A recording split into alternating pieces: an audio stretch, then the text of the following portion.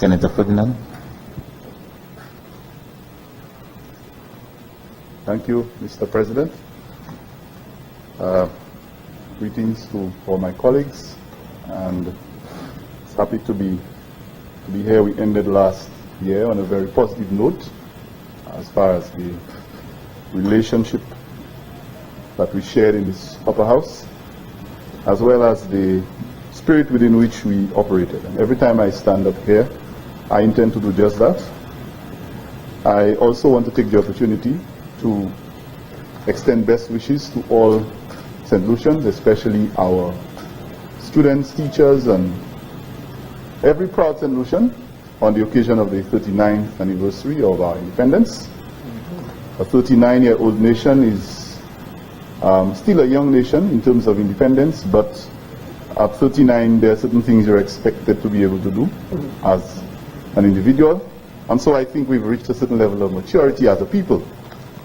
And so we can, at whatever level, whether it's in Parliament or at any other level, agree to disagree and have constructive discourse on matters that concern us. And so I hope that my contribution will do just that. Before speaking to the substantive matter, I just want to take note of a little bit of a, I don't know if it was just en passant, but I did hear the leader of government business see that he knows there are two teachers here and he hopes we can read. I want to warn that I hope this is not a pattern. It's not for the first time that he has attempted to echo certain unfavorable statements made by his leader. But I want to say that I didn't take this very well. And I think I hope it was just made in, But in any case, I think we should avoid those.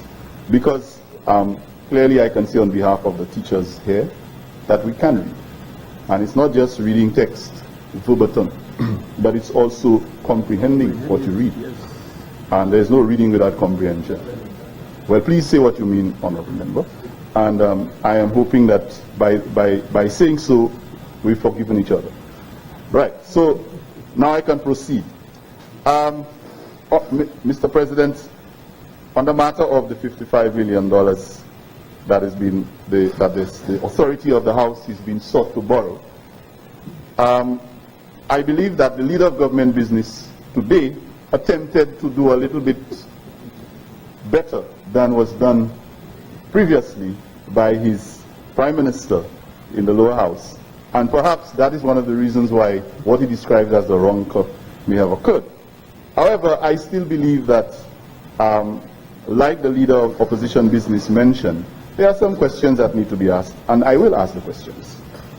I also believe that, never mind the lesson or the little lecture that he attempted to give on overdraft and cash flow and so on, which I appreciated, I still believe the point is that we are still borrowing.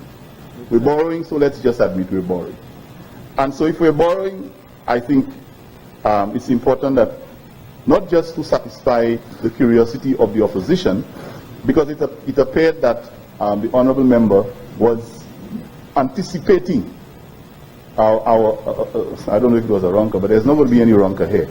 But he constantly said that just in case the opposition this, and just in case, listen, honorable members, I think when we come to this house, Mr. President, our objective should be to contribute to the debate for the benefit of the St. Lucian population.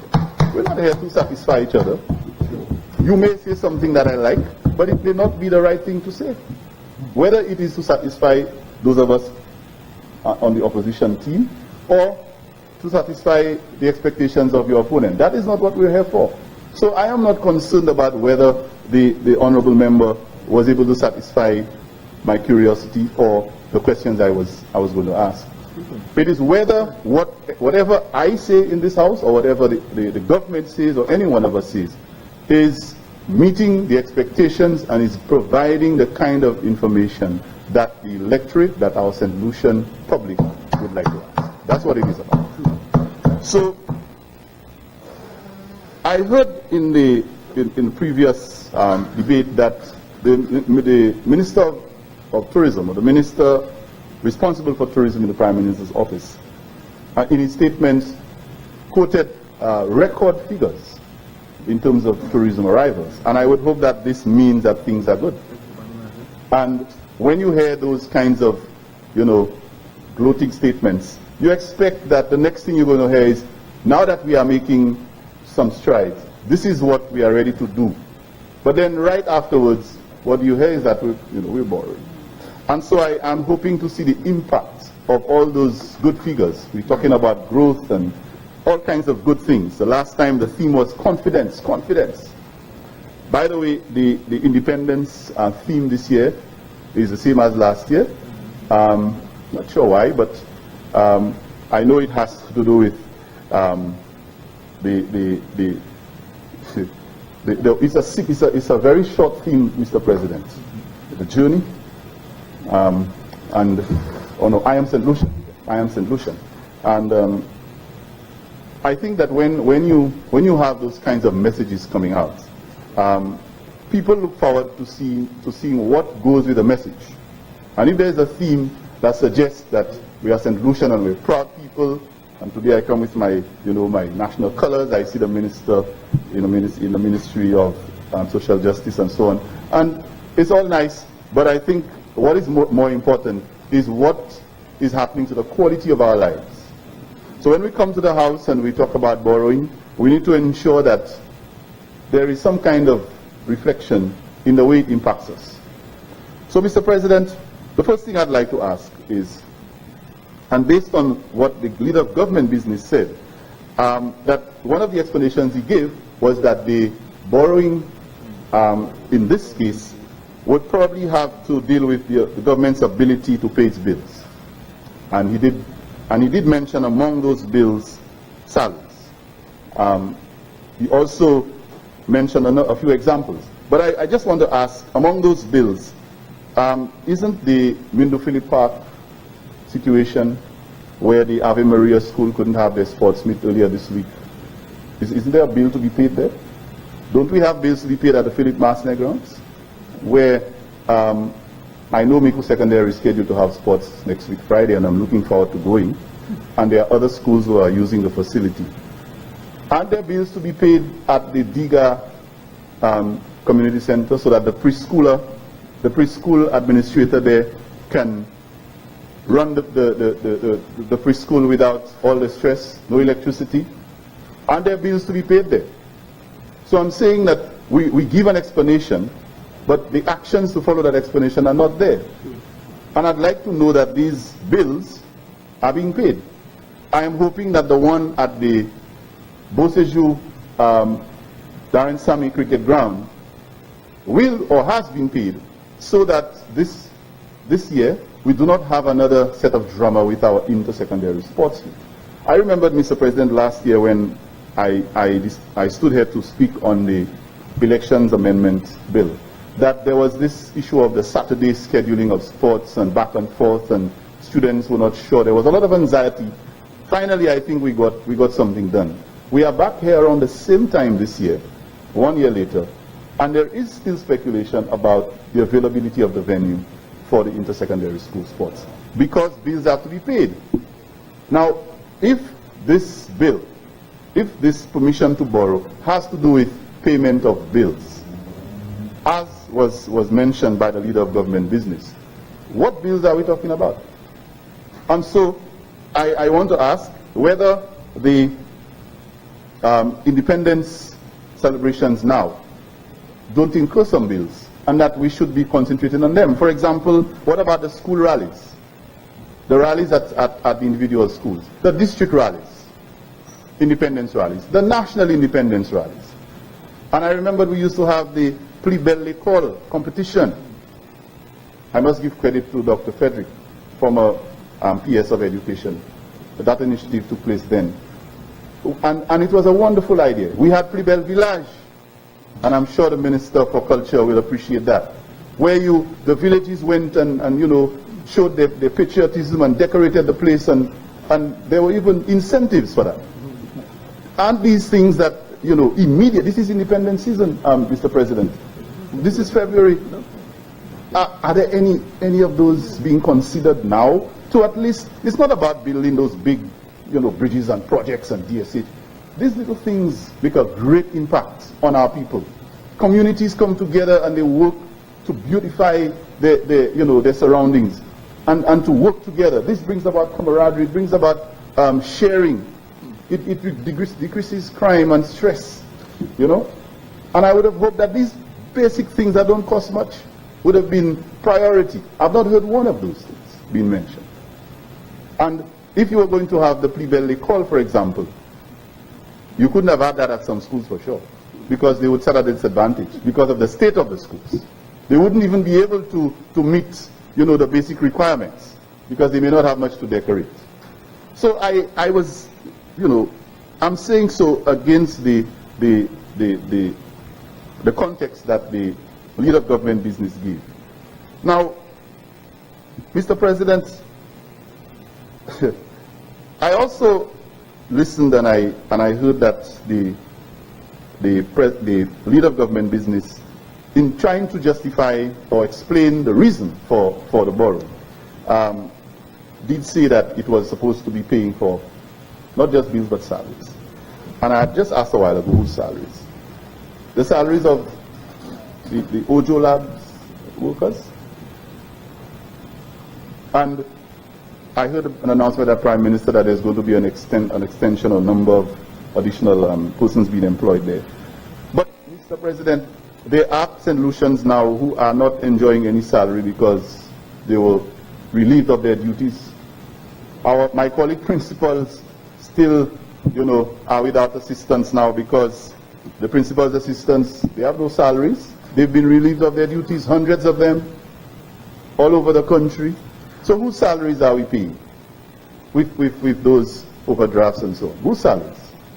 So it is all well and good to speak about. I would have hoped that is the salaries of the people who need it most.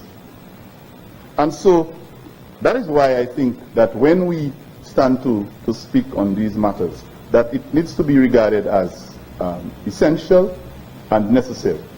And I think the leader of opposition business has already addressed the issue of Ronco.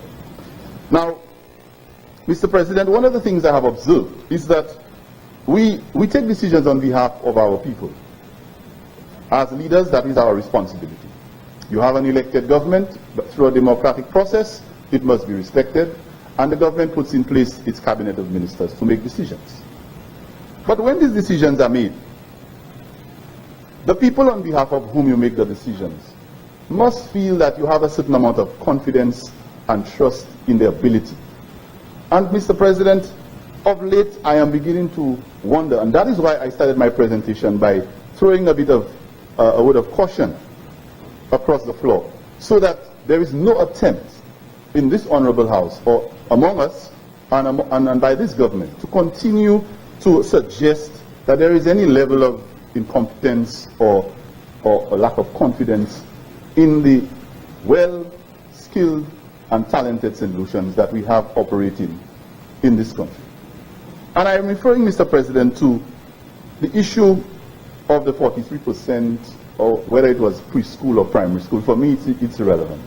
That was being brandished around, and for me, the point in there is that it appears that a government that has been elected to serve the people, it seems that some of the leaders have no confidence in the ability of these people. To suggest that because, whether it was at preschool or whatever, to suggest that you want to make a point about the level of educational attainment or academic attainment by males or by any group of St. Lucians is not the issue. Every St. Lucian would want to have higher education. Everybody would want to improve their literacy level. We know that it's not as good as we want, but there is nothing to benefit or to gain in trying to establish what percentage of males that is for the statistics department to deal with, to inform us, for us to do something about it, not to come and talk about it, and to even suggest that, it's not preschoolers, it's primary schoolers.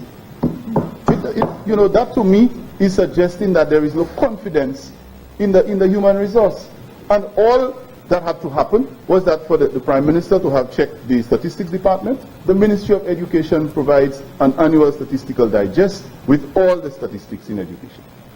But you go out there as a leader and you make those statements, blank statements, without even being correct, and then you expect the people that you're going to make those decisions on behalf of to really believe that you have confidence in them.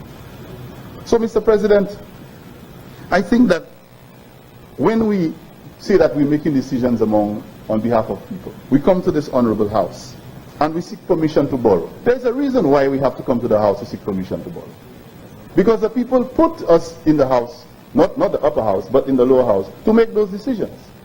And if the people who have elected us put us there, it's because they have a certain level of at least common sense. So we should treat them with some respect. Now, finally, Mr. President, I intended to be very brief this morning, and I will be. There is an issue regarding the perception that when the opposition questions, not necessarily opposes or challenges, but just raises legitimate questions about some aspects of the presentations or the bills or resolutions brought before the House, that there is always some kind of, we're trying to downplay, or we're trying to make it look that everything the government doing is not. That is not the case, Mr. President. I have stood in this honorable House and supported bills and motions that have been raised, that have been passed. I remember the Youth Empowerment Bill. I stood here and supported it. I applauded it.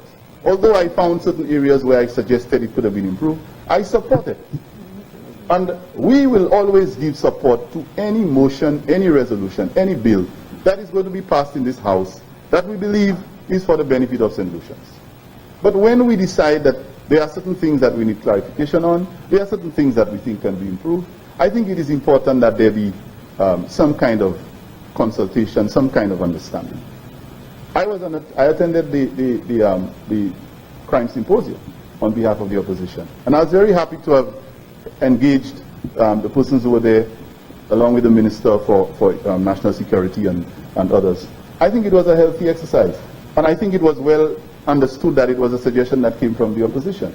So I think we need to dispel that myth that every time the opposition, whether it's in the lower house or in the upper house, genuinely wants to speak up and ask questions about the bills and the resolutions made. That is not because we just want to be loud and give trouble. I think it is more important that the government's representatives listen to the questions that we're asking, consider the suggestions that we're making. Those that can be addressed even within the discussion, address them. Like my colleague said, he wrote a letter, he asked questions, and we were encouraged to do that. But we do so and we get no response. And I think it's a level of disrespect that we need to stop. And as leaders, when we demonstrate that kind of disrespect for each other and for the procedures of the organizations within which we operate, like the Honorable House, our children, our young people out there, they learn from us, they see it, and they do exactly that. And what do they get for it? They get punitive measures, and we get away. So I think in the spirit of the presentations that are being made today, and in the operations of this House, I think that we need to have a better attitude towards the questions that are raised by the opposition when the government tables any resolution or motion or bill to be passed. On that note, Mr. President, I would like to end my presentation. Thank you.